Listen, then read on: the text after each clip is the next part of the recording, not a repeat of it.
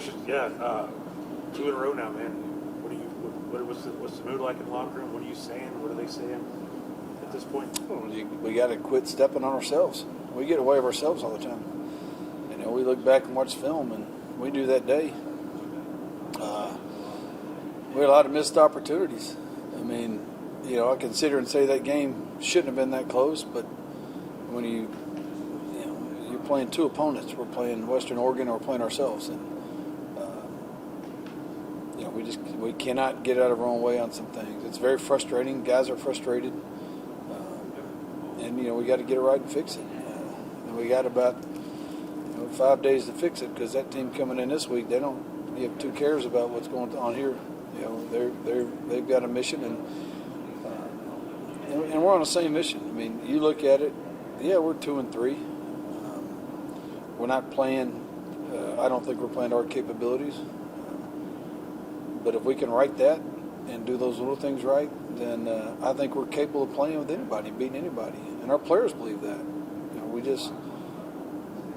I don't know. It's just a very frustrating deal that we got to continue to work on, continue to push forward and find a way. But when anytime you're 2-3, you're not happy, especially when you have the expectations that our players have for themselves and players have for the team. So, you lost 3 out of your last 4. Is the concern getting there in the locker room right now? There's no concern. What concern do you mean? What do you? Like just with our players? Overall, players. I mean, we've got 5 conference games coming up in a row. We feel like we're capable of winning all 5 of those games if we play our game.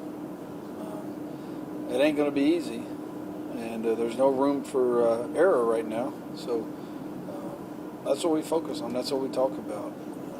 But I think if our right now, I told the team this morning, we've got to go one snap at a time, which leads to one series at a time, which leads to one quarter at a time, to one half at a time, to a game at a time, and then we'll worry about the next game. So we got to focus everything on what Angelo State's going to do. When you talk about shooting yourself in the foot, is it the same mistakes weekly on offense, defense, the same kind of things? It's, we've cut down on our missed tackles. We're doing a better job on that. We have had some injuries, and we've shifted some guys around. I've got a middle linebacker that's playing only his second week. He was an outside backer. So there's some mistakes that he made that, you don't really know what's going on sometimes when it's on the other side of the field. And we had to adjust to, and I think we adjusted to that a little bit. We got some of the young guys playing. We got our starting safety's been out for 2 weeks. We got a backup playing there. I mean, and those are kind of excuses, but I don't mean to make them excuses. I'm just saying, we got to have those guys got to step up. So I don't know if it's the same mistakes. I mean, if you call a drop pass a mistake, I mean, we had a guy that I have no explanation for this. He's got a touchdown, and he steps out of bounds. And it's like, what are we doing here? Like, why would you just do that? And he gave me an explanation, and we got to deal with it. And so I don't know if there's things that have befuddled me on this about what's going on, and that was a huge part of the game. At that point, there's 8 minutes to go in the third quarter, and we go up 10 points. Well, 3 plays later, we throw an interception in the end zone. So those are some of the same mistakes we made. We get a turnover, and we don't score touchdowns. We got to end up kicking field goals. We miss a field goal. We got 4th and a yard at the 8-yard line, and we sent the field goal unit out because the way it looked, it was 2 yards. Well, I started going down there and looking, and it's a yard, half a yard. And I'm like, let's go for it. So I call timeout. We go out there, and we talk about we're going to freeze them, and then the guy jumps off sides. I mean, that's the same mistake we've had. So, yeah. I mean, a lot of that has come back. And, again, you can hear frustration in my voice because of it right now. I don't know. I don't – you tell a young man to do this, and right before we go out there, and then they do it. I mean, they're still 18, 19, 20-year-old kids. You know, they're going to make mistakes, and we just got to overcome them. So, I mean, I think we work on that every week. We work on those things that we need to get better at every week, and I think we've gotten better at those things. But, you know, just at a point now where we're going to keep plugging. We're going to keep doing things the way we're doing, and we changed the little practice up a little bit again today and did a competition drill, and it's not. Right now it's frustrating. It looks bad, but the guys are still playing hard. You know, they have that desire, they have that will to win, and sometimes when things don't go your way, you get frustrated, and you got to deal with some things within yourself. So I think that's the big thing. You mentioned Angelo coming in this week. You split the series last year when you guys played the home and home. Mm-hmm. Anything you can take from those, or just a new season?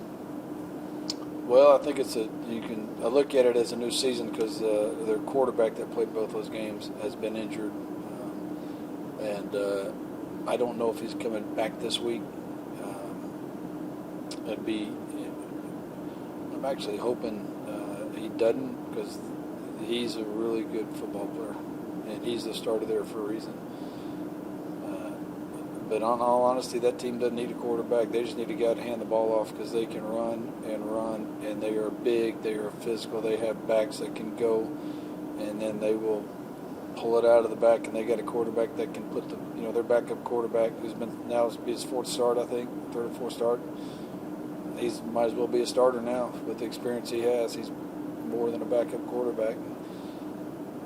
They don't ask him, or have not yet asked him, to do as much as the starter did, but man, you can see confidence in him with the running game, and then pulling out and hitting receivers, and he hits them on stride, and so he's gotten better and better. So this is going to be a heck of a challenge for our defense against these guys this week, and defensively they're extremely athletic.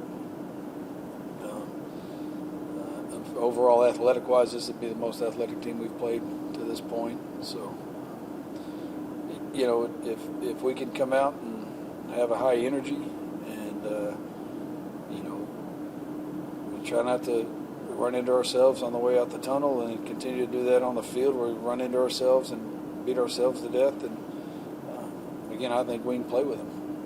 You kind of mentioned, that running game, and them not asking him to do as much as the previous guy. As a coaching staff, do y'all still prepare for what that other quarterback was doing, just in case he comes in? Oh yeah, because they've run. To me, I look at it, there's two different offenses, and they're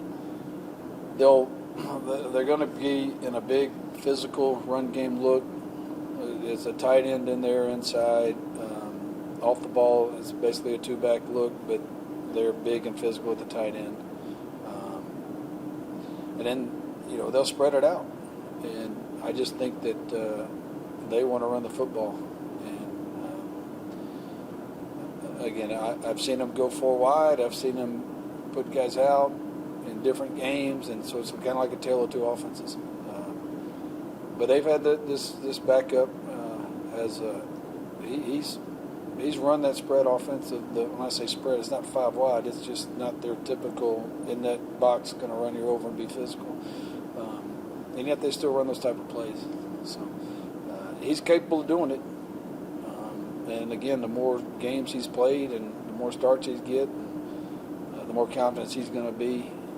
More confident he's going to be able to do that kind of stuff. So I expect them to be very physical up front in whatever they do. They're going to the gap scheme and block down and pull, and they're going to play good, hard smash mouth football.